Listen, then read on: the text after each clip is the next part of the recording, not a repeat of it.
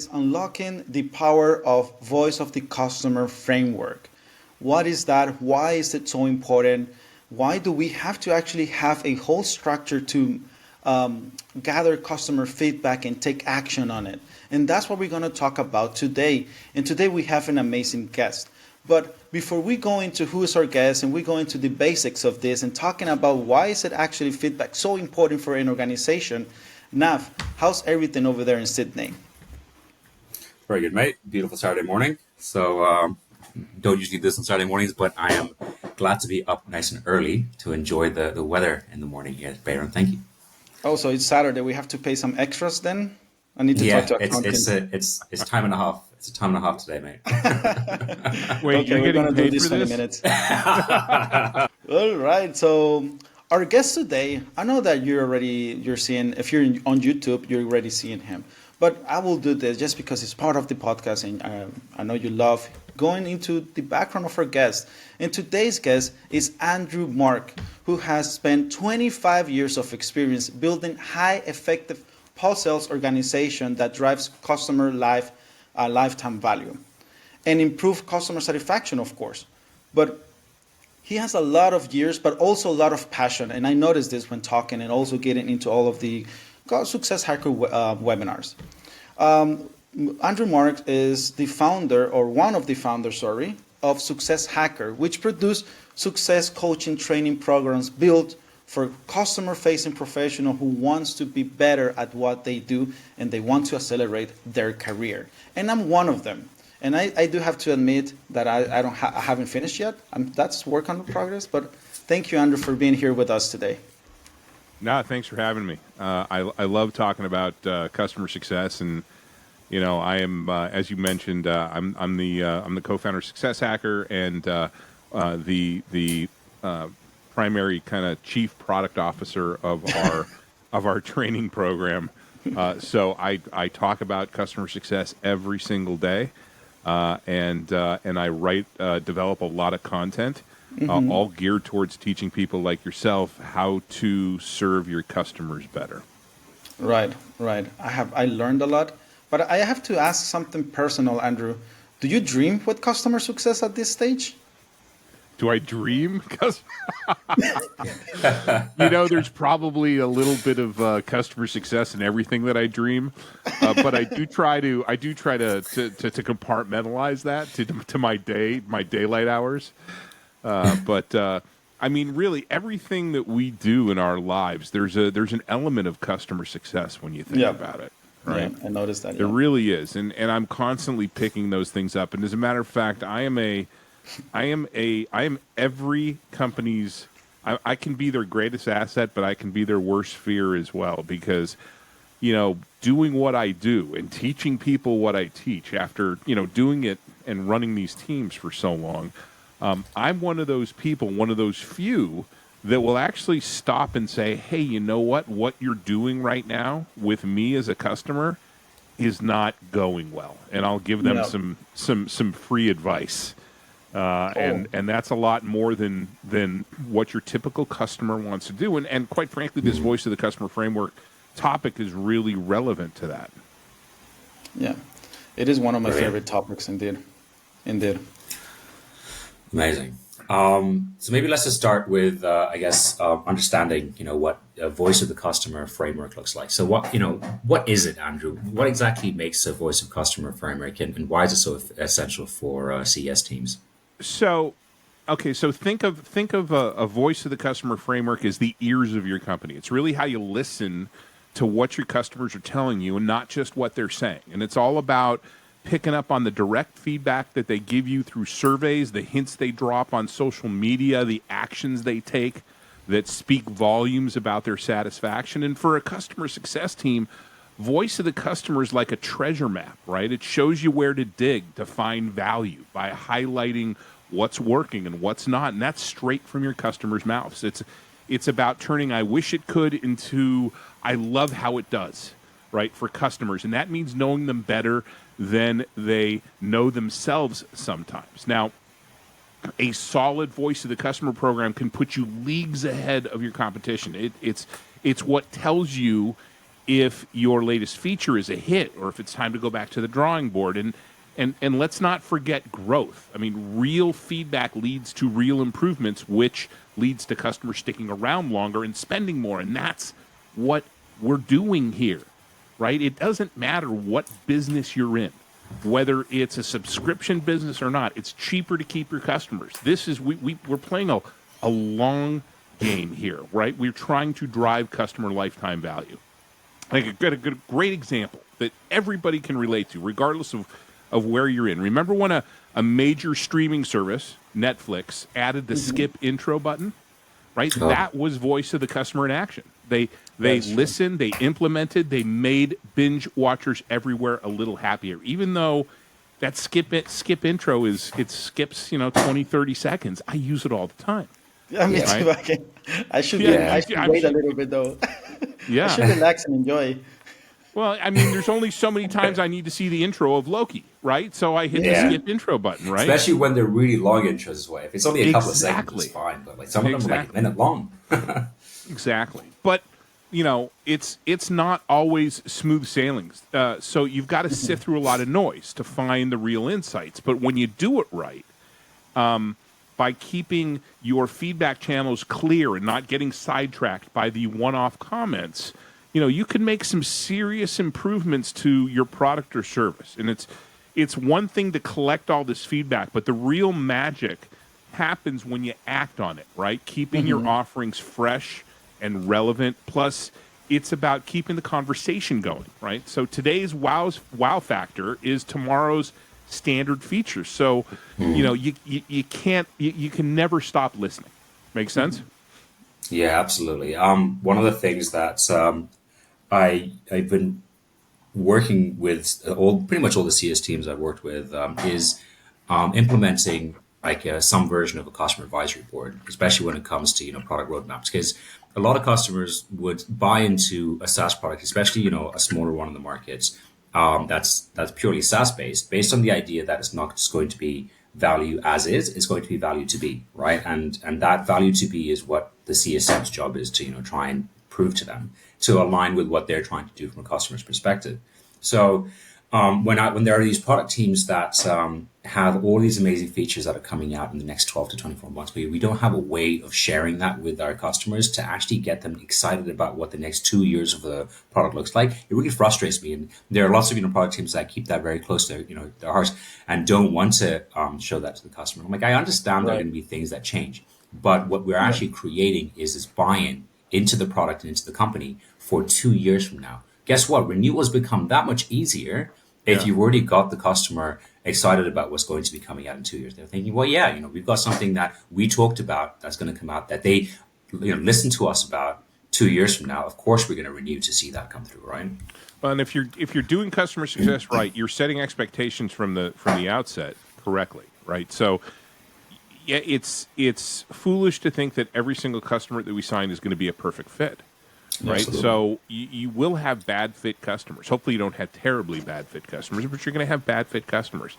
And next week, actually, in one of my coaching cohorts, we're going to be talking about renewals and expansions. And this is one of the core tenets of renewal and expansion. And that is, are we setting expectations right? And one of those expectations is that, hey, you know what? We appreciate that you're doing business with us, but we want to be upfront and say there are some gaps. And through your buy-in and your guidance and your input, we're going to be able to fill those gaps, right? But to your point, if I've been upfront and honest and open with my customers, and I'm saying from the get-go, here are the gaps, right? But we're going to fill those over the next 18, 24 months. To your point, you've got a carrot that as long as you follow through with those commitments, right? You've got a carrot to lead them through that renewal process. Yeah, absolutely. What I love about this as well, this is one of my favorite topics. And what I love about it is that when I implement this in the last company where I was at, I noticed the benefits also when it comes to collaboration with other teams. Because you have to also, it's not only you as a customer success manager doing everything, right? Is you collecting that information and then taking that voice inside of the organization, and from there start spreading it out with other departments. So I noticed how it came in with the collaboration side of stuff, and I start learning as well how other people think, how the engineers think, how the product managers think, and it's like I start debating and start talking about why should we implement this or not. It's so interesting that actually there's a study by SuccessHACKER that says that 59% of companies believe that the voice of the customer strategy will reduce customer churn, and that's a high number, to be honest. Yeah, but once again, how many? And if you remember from the training, how many of those companies have actually implemented voice of the customer strategies? What is it like? I think it's like 10%. I think it's really low, right? So they know that nearly 2/3 of the companies know that this is going to benefit them, and they still haven't implemented the strategy yet. Oh, that's so good. Yeah, that's the problem when we interview the teacher, right? But you know, I love that you, Bayron, I love that you pointed that out. That collaboration, right? So you talked essentially about empathy, right? Mm-hmm. And it's something that we don't touch on until the end of level 2. But so you're not there yet. But we talk about the importance of working well with others within your organization, right. And you're using some of the same muscles and skills that you should be using when you're interacting with your customers. Yeah. Right? So empathy and active listening and understanding what's in it for me, what's in it for them. Right? The better we understand, in customer success, the better we understand our customers, the better we're going to be able to serve them. It's the same thing for people within our own organization. The better we understand, what makes those people tick, what motivates them, what their objectives are, what their desired outcomes are, the better we're going to work together. Yeah. A lot of be curious as well. And yes. Yeah. It's if there's someone who wants to start kind of implementing a voice of the customer framework, but they're asking themselves, where should we start? Like, which are the main components of a customer voice of the customer framework? Which are the main 4, 5? So, I'm sorry, go ahead. Nav, did you have something to add? No, go ahead. I just went on mute just to cough. Okay. So imagine your voice of the customer as a high-tech listening device, right? So the first piece, direct feedback. So like surveys or interviews. Actually, I was just on a our own webinar yesterday with my friend Steve Bernstein, who is with Waypoint Group, and he said, don't call them surveys. People don't like surveys. So let's call them assessments. Right, but assessments, interviews, where customers tell you straight up, here's what I love or here's what bugs me, and then there's the indirect feedback, right? That's where you need to play you have to do some detective work, right? You're looking at reviews and social media chatter, support ticket trends to see what customers might not be saying directly to you, but they're feeling, and then you need to kind of read between the lines, right? That inferred feedback is all about kind of Sherlock Holmes level insight, right? You deduce what customers want by examining how they use your product or service. Which features do they use the most? Which ones do they ignore? Right? That's all gold. And you can't forget to zoom out and see the market context. What's the economy doing? What are the emerging trends? How does all of this impact what customers expect from you? And then, technology is your sidekick here. You've got your analytical tools, your CRM software, maybe some fancy AI that helps you make sense of all the data. And the kind of dynamic duo of voice of the customer is quality and quantity. You need both quality and quantity. It's not just about getting tons of feedback, but getting the kind you can use to make intelligent changes. And the critical part, which a lot of people forget, whether it's voice of the customer or other things, is closing the loop, right? It's one thing to collect all of this intel, but it's another to circle back to customers and say, we heard you, and here's what we're doing about it. I like to think of the time when we were working with a SaaS company that saw users struggling with a feature and couldn't figure out why. So they sent out a survey, an assessment, and they followed that up with some user testing sessions, and bam, they realized the feature was great, but their instructions were as clear as mud, right? So they fixed that, and usage just skyrocketed. And that is voice of the customer at its finest. Action. Yeah. Yeah, I think that's so apt because and so a lot of organizations think that success comes out of just looking at usage data without actually getting the real sentiment from their customers. I worked in an organization where usage for clients looked extremely good, and one of the things that was on the roadmap they kept pushing out was something that customers have been asking for, but not really understanding what the impact was. Because the usage was great in the system. So, what's the problem, right? Turns out every time, so I called a few customers to understand, like what are their pain points. And it turns out they upload documents into the system, then they download it every time they want to work on it. They use it, they do pretty much 90% of their workflow through Microsoft Word. And then when they're done, they re-upload it. So it looks like there's a lot of, documents being saved and things like that, but the bulk of what they're supposed to be doing, they're not doing in the system. And this is because they don't like Open Office, which is what was embedded into the solution, and instead wanted a Microsoft, like Office online integration. But that had been pushed out on the roadmap for years at that point.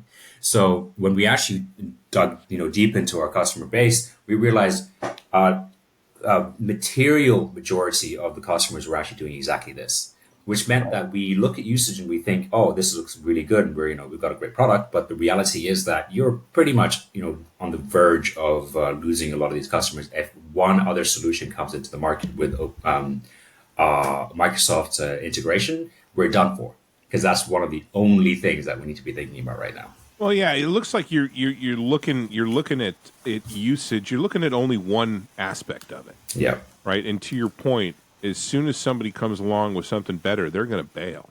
So it was good for you to go deeper and really understand, because you had basically had this you had this false sense of security. Hey, Exactly. usage is up, right? But we need to understand the context behind that, and you're never going to do that through looking just at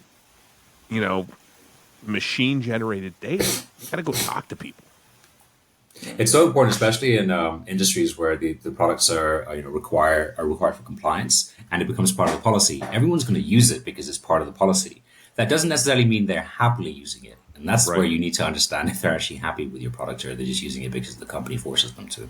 Yeah, yeah. Just because they're using you, just because they come to you, the risk that you always have, and it will come. We have another customer, really large, name that you would recognize, that has an offering.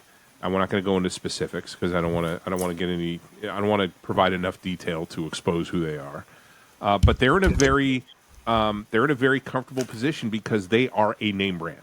I mean, they literally are like Fortune 25, right? They are a name brand. That's the only thing they got going for them. Their onboarding process is an absolute goat rodeo. I mean, it's horrible, right? It's like trying to herd cats. It is just such a and the reason why they keep their customer base is because they are the only ones that do this. Yeah. And I had conversations with their management. I said, "Listen, there's only so much that I can do to train your team on how to remove, how to create as frictionless of a process as possible. But at the end of the day, as soon as somebody comes along, or if somebody comes along, and they have any offering close to what you're offering, you're going to lose them.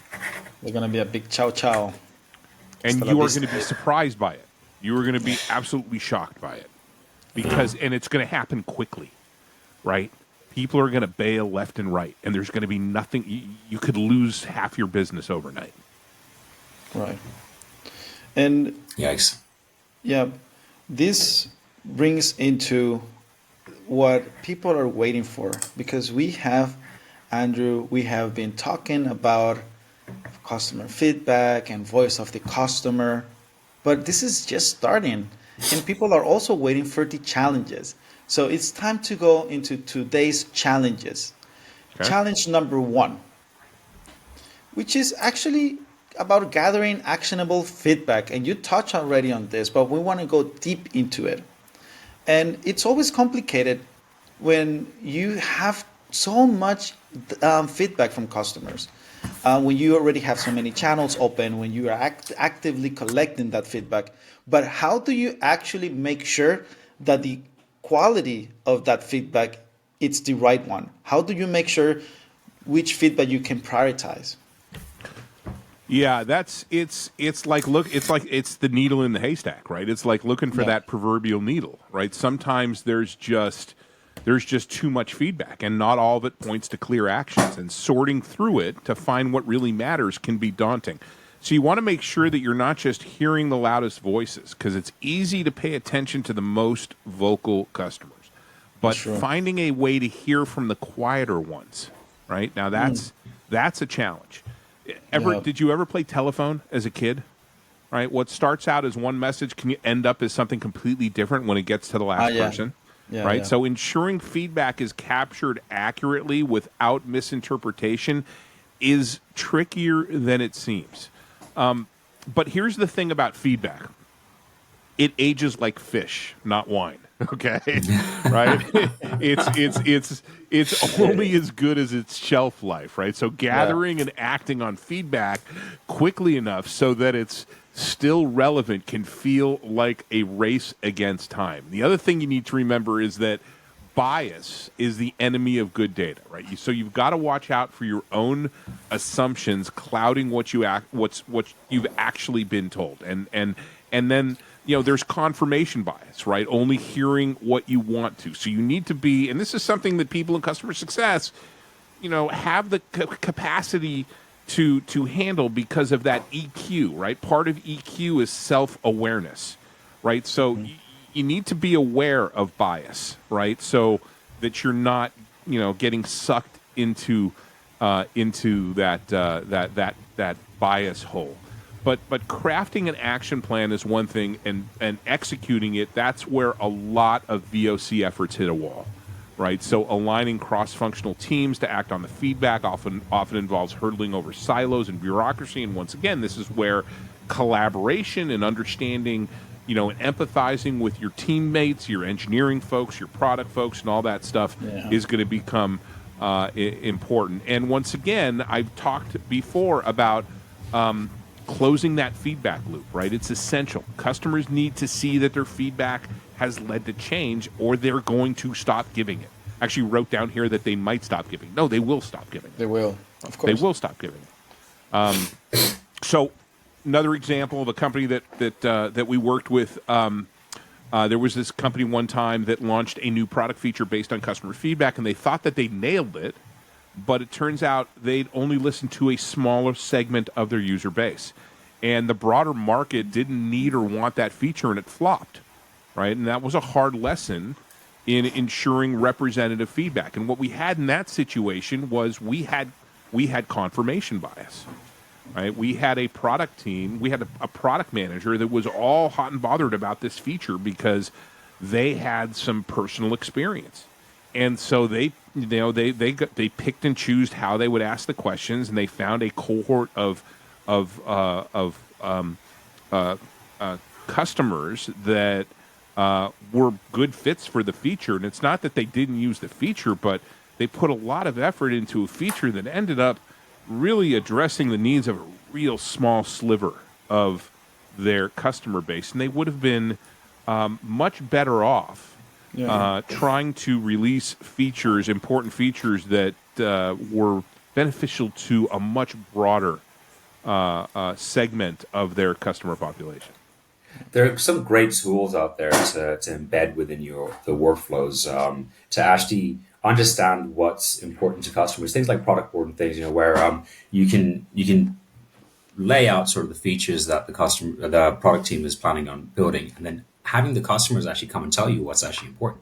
And the amazing thing is, if you've got a couple of hundred customers, you'll very quickly get a quick understanding of what's important to your current customer base. Obviously, you want to try and align that with ROI and where the propensity for expansion opportunities, or even increasing total addressable market is. But that's only a part of what you want to do, right? I mean, obviously, there should be an alignment on where new business is coming from, as well as where you're keeping your current customers happy. And to a certain extent, there's a union in the Venn diagram of what's good for the new market and what's good for your customers, right?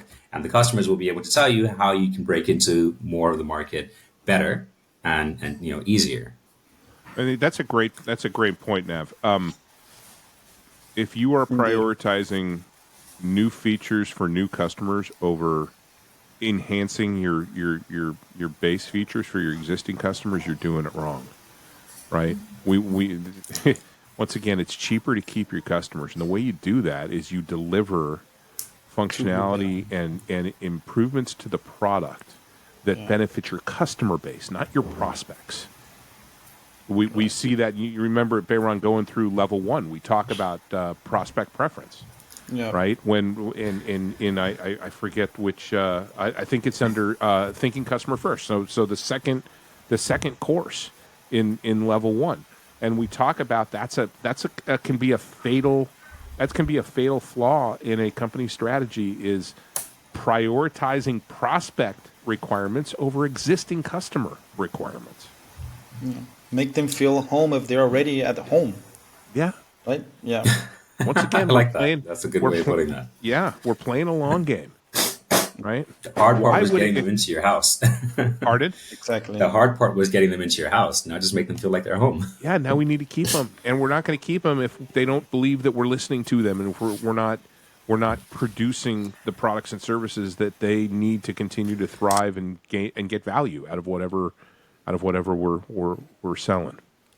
And yeah, it makes you feel really good as a customer when you know that you invest time on giving feedback, and you answer questions, and then there's a couple of there will always be a period of time where you need to work on that feedback, but at least you will get back to the customer and say, okay, this has been implemented, or this will be implemented, or this will not be implemented, and give the reasons why.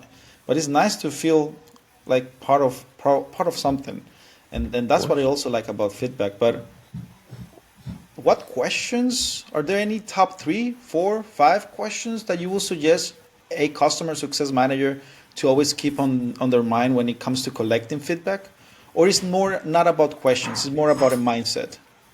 I think it's more about a mindset. It's more about a method. I think that first of all, the thing you need to to do this right, you need to have a unified feedback strategy. So you need to I can't stress enough the importance of having a consistent framework, whatever that is. I mean, just like with our training programs, we don't necessarily say here's how you should do it. We say here's how you should approach it. Here's how you should think about it. Right? We're trying to help people think better about customer success. So having a consistent framework for collecting feedback across the various touch points to ensure you're comparing apples to apples and you're not missing out on any crucial insights. I would start simple. I would kick off with low-cost, high-impact methods like follow-up emails after support interactions, or quick pulse surveys post-interaction, or even feedback from embedding things into your product or service, like using products like Intercom or Pendo to do quick things. Hey, can you answer this one question?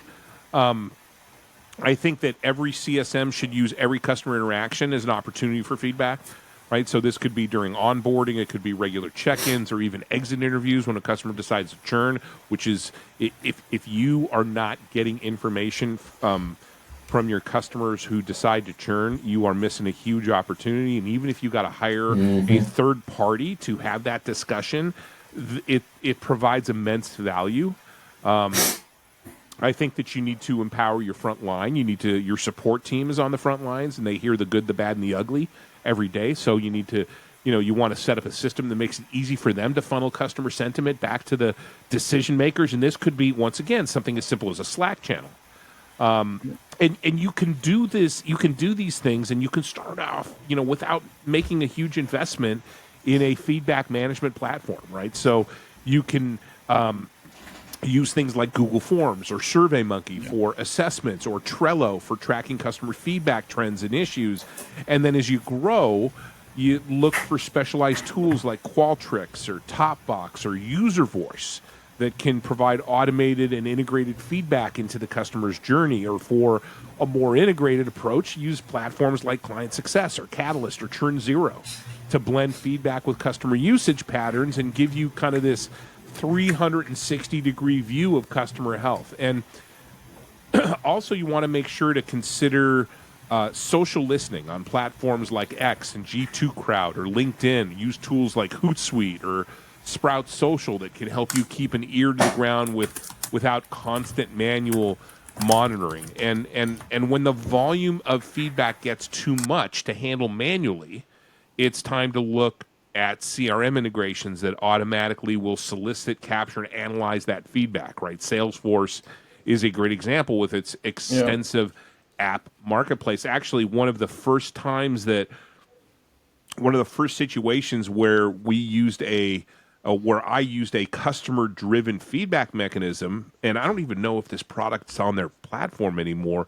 I don't know if you remember, they had this product called Ideas, and you would be able to log in and throw an idea up, and then other users could upvote it. And we used to use that all the time to make some determinations on how to prioritize things. And Andrew, it's so easy for the customer. It's just a click. You make exactly. That's the thing. You got to make it easy, right?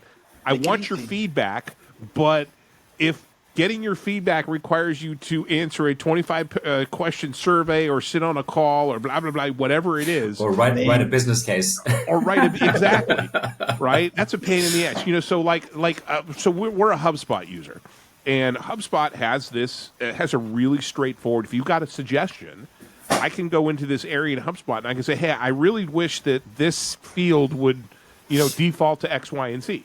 And then people can go in there, other users can go in there and they can upvote it.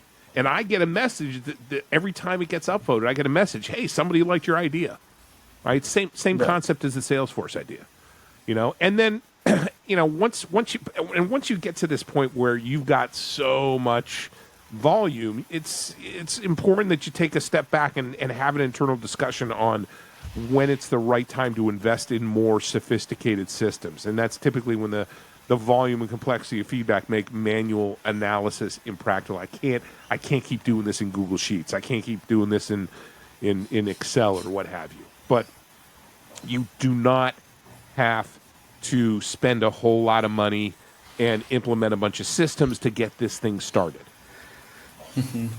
And you did touch already in scaling voice of the customer, because don't go that crazy. Start slow, but at some point you will have to think about the future in scaling this, because once this is done right, customer will feel really comfortable to start talking to you. And if you make it easy, if there's a lot of channels where that can come through, if you close the loop, but you actually you get back to them and they feel heard, they will spend some time. Just make it easy. So true. Yeah. But we still have one more challenge. Although you already went a step ahead and you touched on the scaling, we do have one more challenge. So what is this challenge? It's about implementing the feedback with a change management mindset. But wait, what do I mean with this? Now, if you have worked in a sales-oriented mindset company, I used to work in a product-led centric company. And when we are in those scenarios and someone implements a voice of the customer for the first time, it is different. It is complicated to actually bring in an idea to the table and show the people why we should implement this versus start working on new features, on improving the product with what we think is good. So this introduction is to ask the following question. When it comes to change management and resistance, what strategies or recommendations would you give to that one person who's going through this scenario right now? So the first thing you touched on this is right out of the gate, right? Let's get real with the fact that not everybody's going to be on board with change, right? Yeah. It's like trying to convince your grandparents to use a smartphone. Right? Some folks are just not. They're set in their ways, right? Some are, yeah. Yeah, some aren't. Yeah. Well, and my mom uses an iPhone. It's like I don't know how you qualify the term use, But which is cool. That's fine. They're set in their ways. Cool, yeah. All right. But you want to rally the troops by reminding them what's good for the customer is good for the business, right? Make customer happiness a shared goal, not just a departmental one. And this honestly should be something that trickles down from the top. But you can't depend just on the top. So there are things that you should be doing from a customer success perspective. We talked about the empathy, right? You can't just show up and throw up, hey, the customer wants X, Y, and Z, right? So you want to, when you bring numbers to the table, you want to make sure they tell a story. Like, hey, see how these tweaks could save us hours and make our customers smile, right? That's a double win, right? You want to get the right people in your corner, right? So grab coffee with an influencer on your team, get them to see what you're seeing, right? Happy, this is once again empathy, right? How do I? And then also grabbing coffee with people on the other teams, right?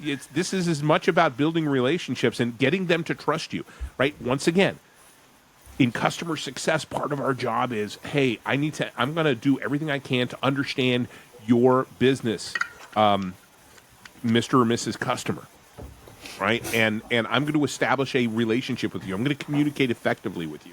We should, and by doing that, I'm going to, as I better understand what's important to you and what your desired outcomes are, and recognize the importance of those, and we begin to have this conversation, this ongoing conversation, this collaboration, you as the customer are going to begin to trust me more, right? We're going to be establishing this relationship. It's the same activity that you're doing with your peers as well.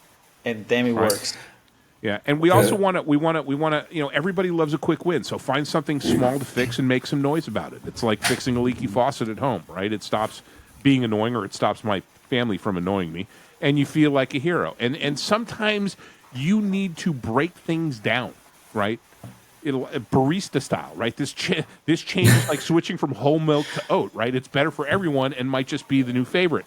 The other thing is to find a feedback champion, right? Pick somebody to be the face of the change. It's like having a workout buddy that keeps you motivated and accountable. And I think it's important, and you always want to be getting everybody on the bus and facing the right direction. So get different departments to join the feedback party, right? More minds, more ideas, and it's harder for naysayers to brush it off. But really, at the end of the day, the success stories sell.